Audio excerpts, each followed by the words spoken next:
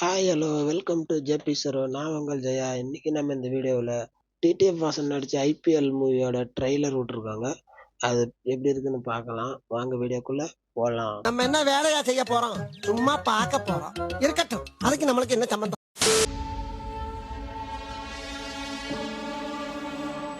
இது ஏதோ ஒரு தனிப்பட்ட மனிதரோட வாழ்க்கையில் நடக்கிற பிரச்சனை மட்டும் இல்லை, ஒட்டுமொத்த நாட்டோட பிரச்சனை.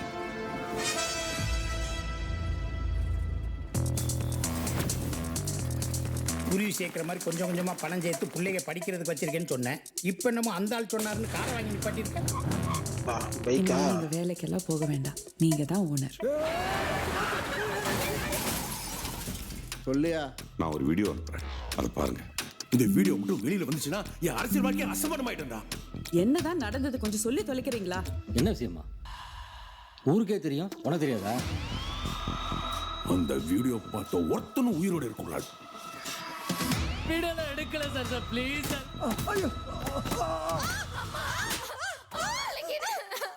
What is this nonsense? இதெல்லாம் எங்க நடக்குது?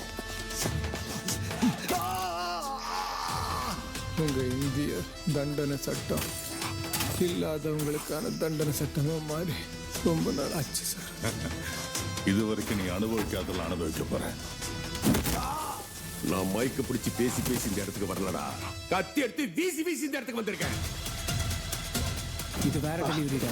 இது மட்டும் டெலிவரி ஆச்சுன்னா ஆல் இந்தியா பாலிடிக்ஸே ஃபயர் ஆயிடும். ఇప్పుడు చూడు.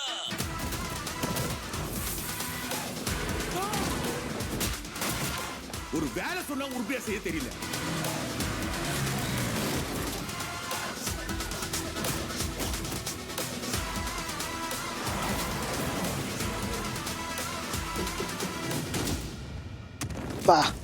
அவன் மதுராந்தங்க தாண்ட மாட்டான். என்ன நடக்கிறது நம்ப ஆச்சுடா.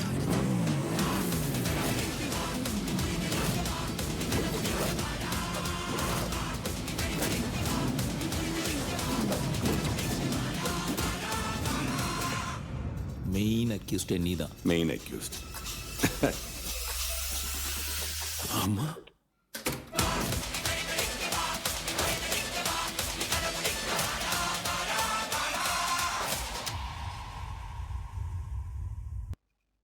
நிஜமாவே மரண மாசா இருந்துச்சு. எனக்கு அவ்வளோ சந்தோஷம். இது ஒரு ஃபர்ஸ்ட் படம் மாரி தெரியல, பயங்கரமா இருக்கும்னு நினைக்கிறேன். ஒரு பொலிட்டிக்கலா எடுத்துன்னு போயிருக்காங்க. ஆனா அந்த பேக்ரவுண்ட்ல அந்த வாடா அப்படின்னு மியூசிக் வரும்போதெல்லாம் அதில் நல்லா இருக்கு.